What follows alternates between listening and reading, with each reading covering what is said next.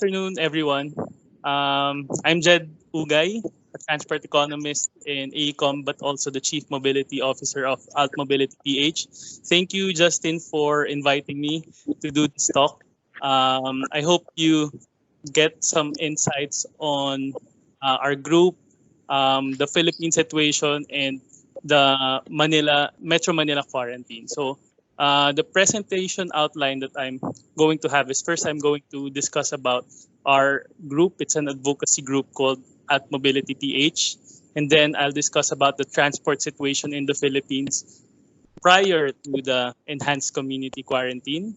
And then I'll discuss about the Metro Manila situation under enhanced community quarantine due to COVID-19.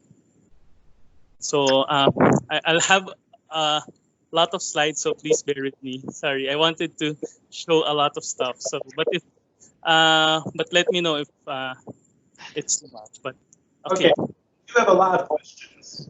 Right.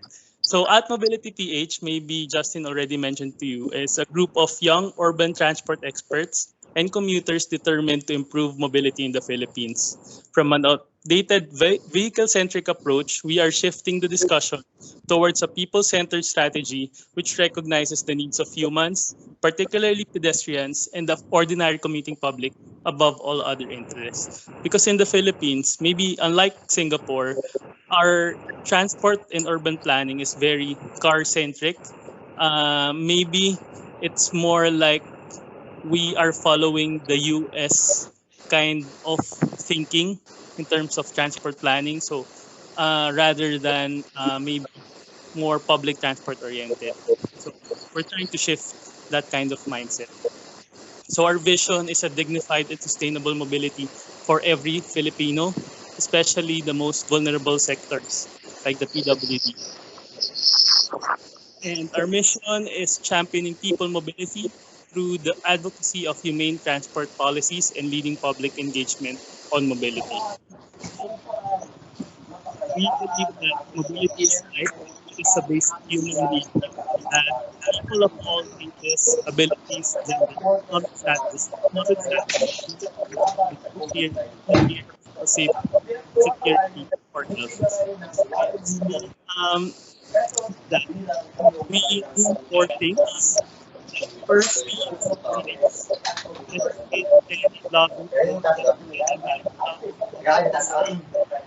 for sorry. Yeah. Eh, itong baso ang akin. Can you wait? Let me try to mute. Hi. Wait.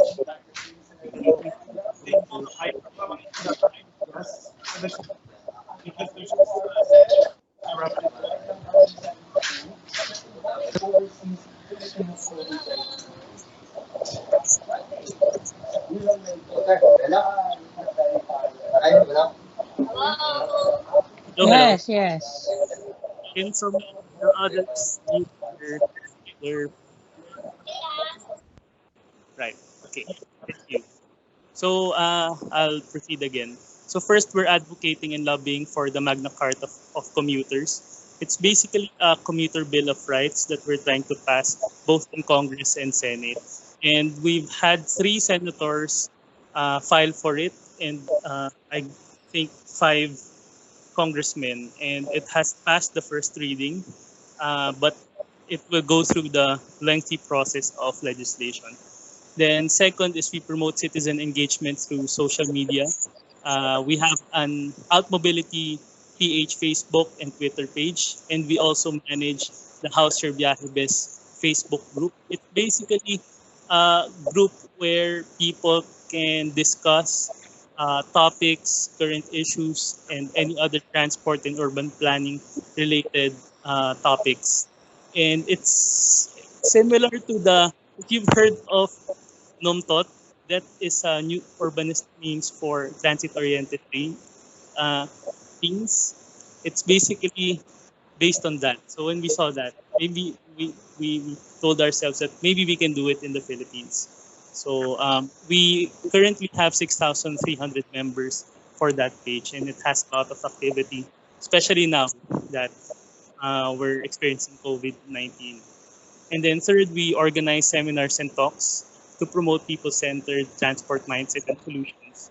And fourth, we provide technical advice to government agencies, public officials, media channels, and other entities. So what we do is we try to shift from the car-centric mindset that the Philippines and our public officials have into a more people-centered approach. So we're shifting the question of, for example, how do we solve vehicular traffic? Because that's always what the government is so focused on, to something that is more people-oriented. Like how do we enhance mobility? How many more people can we move? Looking at commuting travel time rather than just vehicle travel time and other people-centric metrics. Because in Philippines right now, their only metric or their priority metric is just vehicle travel time, but it's not vehicles that we want to move. It's people and goods. So it's a very there's a distinction between the two that I'm sure most of you are already aware of. And then on the Magna Carta of commuters, we are pushing for 8 rights. First is the fair share of public road space. Second, information for efficient and convenient travel. Third is breathing clean air during travel. Fourth is safe, convenient, and affordable public transport services. Fifth is public transport services that satisfy commuters' mobility requirements. Sixth is infrastructure for pedestrians, cyclists, and persons with disabilities. Seventh is special attention during service breakdowns. And eighth, representation and participation.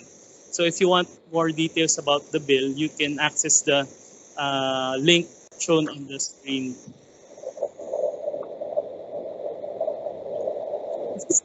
This is a quote that we've always used. It's a quote from Enrique Peñalosa. He said that mobility, more than a matter of money or technology, is a matter of equality. Meaning that we're trying a lot of solutions, but if it's not towards improving equity in terms of providing mobility, then we may not find the ultimate solution. Like even if you have a lot of money to provide or fund road infrastructure projects, for example, but if it's not towards providing a more equitable, inclusive transport solution, then you may not be providing the most effective solutions. So we're always pushing for that. And this is the hashtag that we've always used for Outmobility PH. It says commuters naman. So commuters are people who are always doing these public transport trips, walking and cycling trips, going to work, to office, or to do anything really. And naman is a Filipino word. It has a lot of meaning, but for this particular one, what we're saying is we should prioritize commuters in doing our transport solutions because currently the government is always pushing for vehicle-centric solutions. But why not prioritize commuters instead? So that's what we always use. So now I'm going to move to discussing the transport situation in the Philippines. This is Ambition natin 2040 is a survey, comes from a survey of the National Economic and Development Authority of the Philippines, wherein they surveyed, I think, more than thousands of households, and they tried to see aspirations of Filipinos. And underlined below, you'll see that Filipinos want the freedom to go where they desire, protected and enabled by a clean, efficient, and fair government. So it was shown in that survey that people aspire for mobility, that freedom to access not just mobility but economic opportunities as well. So that is the goal for 2040. But I'll try to show where we are right now. So this is a picture of EDSA. This is our most famous road. It's basically the backbone of Metro Manila. And so you can see, it is not utilized very efficiently. Um, a lot of, or most of the roads being used by private vehicles, but they carry only 20% of the people. This is the 80-20 ratio, if you heard already. It's not exactly 80-20, maybe around 88, 18%. But it's, I think, all across Metro Manila, maybe even other countries, the ratio comes out the same, that the private vehicles um, take up 80% of the road, but they only carry 20% of the passengers. So obviously, it's not a very efficient way to utilize your scarce road space. And here, if you would see, private vehicles are clogging up the road for the remaining 80%. And that's a problem because according to a 2015 study by the Japanese cooperation agency, that only 11.5% of households own a car in Metro Manila. So if you prioritize, allocate most of your road infrastructure for the use of private vehicles, then you make it much worse for the 88% who don't. And the result of prioritizing private vehicles and also the lack of investment in rail-based and road-based public transportation is having not just a long wait travel time, but also a longer waiting time. So can you imagine, in the Philippines, the norm is just for waiting time alone, you can take around 30 minutes to 1 hour. So this is the typical day in one of our rail lines. And this is also another rail line that experiences this kind of line almost every day. So normally, if, for example, for me, I bike to work because I already gave up on experiencing this. But if I bike to work, it will take me 45 minutes to bike door to door for 11-kilometer trip. But here, Filipinos experience waiting time of 45 minutes, meaning even just to get to enter the train or the bus or the jeep, you take around 30 minutes already of your time. And then because of a lack of public transport, it leads commuters to do these kinds of behavior. This is a video of people trying to ride an empty jeep. So this empty jeep wants to go to the terminal, meaning the starting point. But even before that, people already want to ride. So and also, this is a recent video that became viral because on the other side, people want to enter through the door, right? So on the other side, there's a lot of people wanting to enter. But here, since they saw that they cannot enter from the door, they also tried entering from the window. So that's basically how people are really fighting to get that access. And this guy is our presidential spokesperson. So meaning he is speaking in behalf of our president. And what we see normally from the government is that they are not prioritizing this problem really well.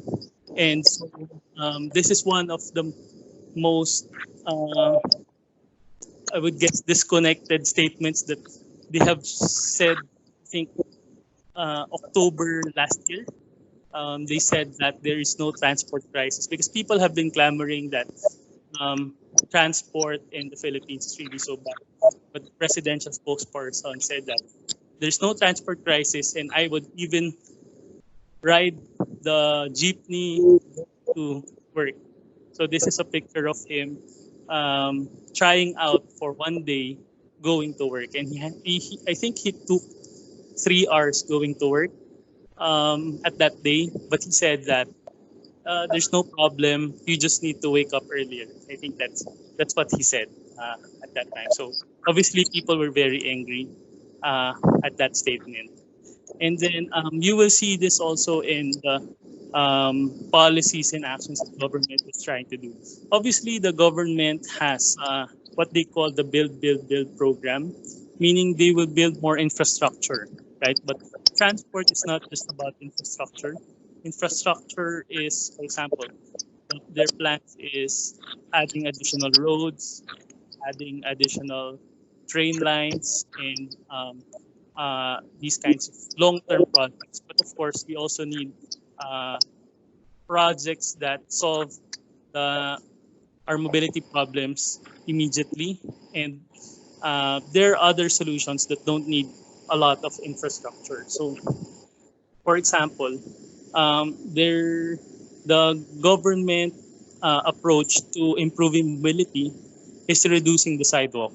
So you will see this a lot in many uh, Philippine roads, that these are previously sidewalks that are like 2 or 3 meters wide, and they'll uh, take that up and give it to cars in pursuit of better mobility.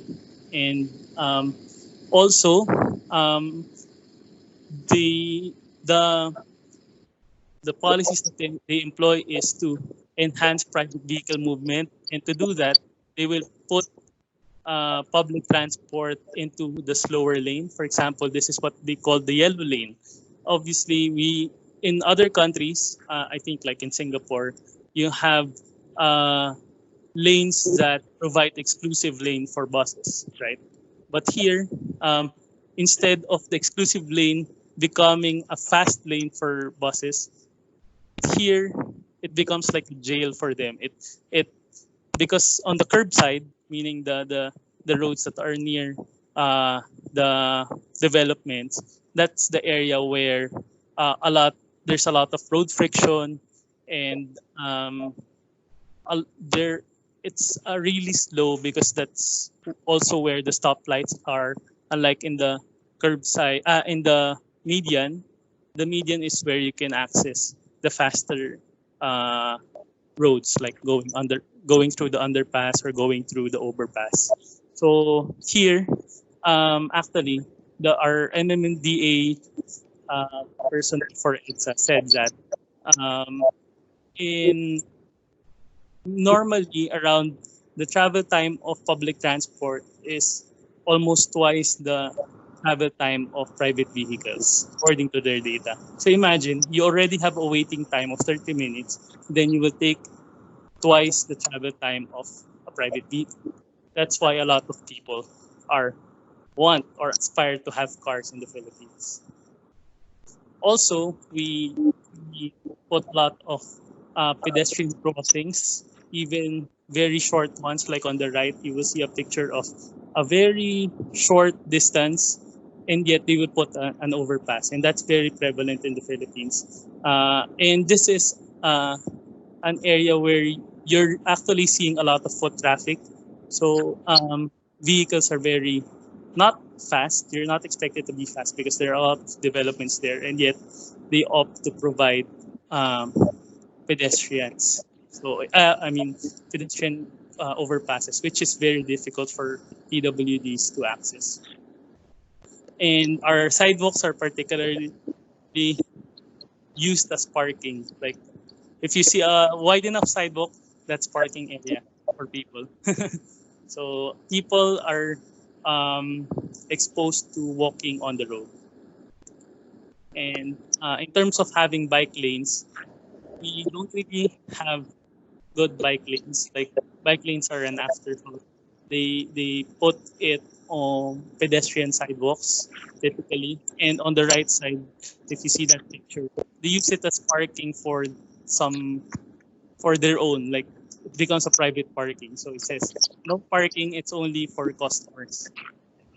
And if they try to put bike lane, they use the sidewalk. So, for example, this is a pedestrian sidewalk along EDSA, and they converted it into a bike lane. So now, where do pedestrians? Where can pedestrians walk? So uh, these pictures are how it looks like in the Philippines. And for alt mobility, as I mentioned, our appeal is to promote people-centered transport. And we do that by inducing behavior of people to utilize sustainable, inclusive transport modes. Of course, we want more people doing walking trips, cycling trips, and public transport trips. So if we can, we should prioritize their movement. It has to be much easier and more convenient and safe to use walking, cycling, and public transport rather than private vehicles. So if I would, what we want is like purpose congestion. Like for private vehicles, you purposely want them to be congested, to be paying more or having more inconvenience, right? So that um, the pedestrian, cyclists, and public transportation will have more space in terms of the scarce urban space. And now I'll proceed to the Metro Manila under enhanced community quarantine. Uh, this was announced 2 weeks ago, and what happened is the government obviously wanted to restrict people going out and doing trips.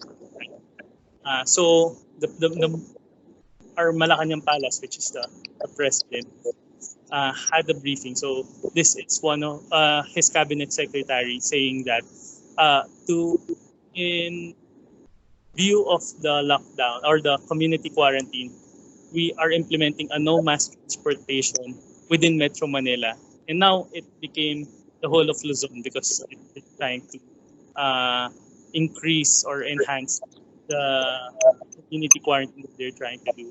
So meaning they stopped operations of all our public transport and including the jeepneys, the UP, the MRT, LRT. And the the, the thing that struck a lot of people is that there was an interviewer who asked, can private vehicles still ply the roads? And they said, yes, if it's going to be used for um, buying grocery or buying medicine or um, going to the hospital. So meaning, if you have a car, you have that kind of access. But if not, you have to walk. Like literally, he said that either use a car or walk. That's what he said. And immediately that midnight, so this interview, he held it at 9 p.m. And immediately that midnight, people were the PUV ban was implemented. So obviously, what happened was people who were working at night shift, the outsourcing, BPO kind of work, they had no choice but to either walk from their office going to their houses. But obviously, because of the checkpoints, it takes a lot of time for them to get outside of the city that they're in. Because normally in the Philippines, most of your workers in the metro don't live within that city. So you really have to cross the boundary because living in the city is expensive, right? So most of these people have to go outside, and if you have to go outside, you have to go through the checkpoints. And checkpoints have a limited capacity because you have to go through all this process. And so this picture, you will see on the left side, it started at around midnight, and then the queue of people reached until morning. So you will see this is at maybe 12:13 in the midnight, and on the right side it's already around 6:30 a.m. And so you would imagine a lot of people were stranded. And now people are forced to walk long distances to access food, medicine, and healthcare. So basically, we understand that government wants to restrict transport movement. But I think what they're not understanding is that there are still a lot of necessary trips that need to be done. So you need to buy food, buy medicine, and go to the hospital for checkup, for example, if you are a dialysis patient or you are an expectant mother. So on the left, we had a news where there's a one-legged cancer patient who had to walk like several kilometers just to go to the hospital. And on the right is a healthcare worker who walks to and from her work um, every day. And not just for healthcare workers, but also frontliners such as the ones who are in food production, the ones manning the groceries. And therefore, um, because it's hot in the Philippines, if you need to walk long kilometers under the heat of the sun, it compromises your health and it might make you more compromise you with COVID-19. You might risk more. And then because people were wanting more public transportation and in social media, a lot of outcry, the government suddenly, okay, will deploy some public transport vehicles. And you would see here, it's a military truck. And they used it to transport the frontliners. And the government wanted to implement a social distancing rule in like in public transportation, but here it's not implemented well because there's a lack of supply and a lot of people want to necessary trips. The local government units wanted to use the tricycle. So tricycle is this kind of uh, transport in the Philippines where you can ride as a single passenger. But the government also said, okay, this is one of the mayors who wanted to still use tricycle, and yet the palace said no, no public transportation at all, even if this vehicle can have the social distance or physical distancing that the palace wanted to have, because they wanted to stop public transport, because in public transport you share, I mean, you are very near each other, but here it seems more like a private vehicle, but on a much cheaper version, and yet they also didn't want this, but they are still allowing private vehicle movement. So as you would see, it's not a very inclusive approach. But the silver lining is that a lot more people are now biking. So personally, in our group, we are helping some private initiatives in lending bikes. So I personally lent my bike also to one of the health workers. And because these health workers have been walking several kilometers going to work, and uh, private initiatives to provide them bike uh, bikes help them go to work. And now a lot more people are using bikes. So my experience as a transport advocate uh, and as a transport planner is that transport planning is multidisciplinary. It's not just engineering, social, but it also includes social, political, economic, cultural, and environmental considerations. So even now, so my other hat is in AECOM. I'm both a transport planner and a transport economist. You always want to transport uh, in consideration with other things like commercial value of the area. You want to maximize it. You want to make it more sustainable, uh, and but not just for the private interest, but also for the public interest. Like, is it a more equitable approach? For example, because in the Philippines, we're very traditional, and it has been more of engineering. Like, how many more people or vehicles can we move, rather than looking at it from a socio-economic point of view. So that's also why I wanted to study transport economics, because it puts transport, the typical transport planning that we have in the Philippines, on a more, I'm putting more consideration on the socio-economic aspects for the decision makers to also consider.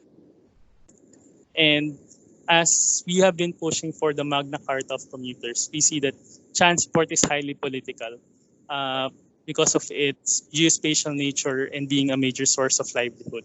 Uh, our major problem is that even if you arrive as a transport planner with the most optimal scientific solution, it might not be aligned with the motivations of the officials, right? So how do you align that? How do you shift the narrative uh, to make it look like it's in the same, um, will reach the same results that the politicians want? Because politicians want votes, and if you change transport, it's hard to do any changes because it's a source of livelihood for a lot of people. So of course, they don't want any change that will negatively impact their livelihood. And also, because of this spatial nature, once you talk about land, it's hard to implement projects without affecting like some of the landowners or some tenants, for example. And because of this, it's very difficult to move or do infrastructure and policy projects which make it more difficult for politicians to risk their political capital, right? So um, that's something that I have been learning in doing my advocacy work. Um, and you have to find that narrative that aligns. And also, um, typically the politicians want or prioritizes issues that are more about poverty, food security, about health, and how do you put transport into that issue that they will prioritize, right? They already have a lot of problems. And the impact of transport is felt across sectors, but felt most by the vulnerable sectors. So, as you have seen in the COVID-19 quarantine policies, the ones that are experiencing the most uh, difficulties is the poorer sectors because they don't have cars, so they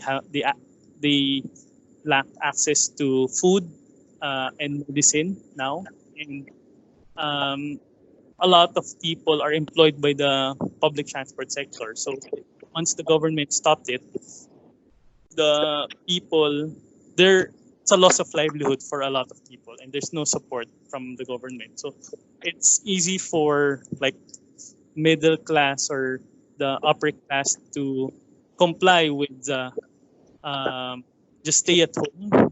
But for people who have no work, no pay, how will they be able to uh, survive, and how can they feed their families, right? So um, I would end with this. In pushing for our hashtag commuters naman tagline, we wanted to create a livable city. And to do that, we must put people first. So it's a people-centered strategy. But because of COVID-19 added, and resilient, because now we're experiencing that. Because of when there's a disaster or now that there's a this pandemic, if you have if you have just had a better more people centered transport, like if you had bike lanes, people are biking, then maybe it would have been easier for the government to implement a no public transport policy. And it, you just make it more. So I go back to the title of my presentation, that hashtag commuters naman is a more sustainable, efficient, inclusive, and resilient solution to our transport problems. So that's all. Ju- Thank you so much. So I want to turn it over to the Q&A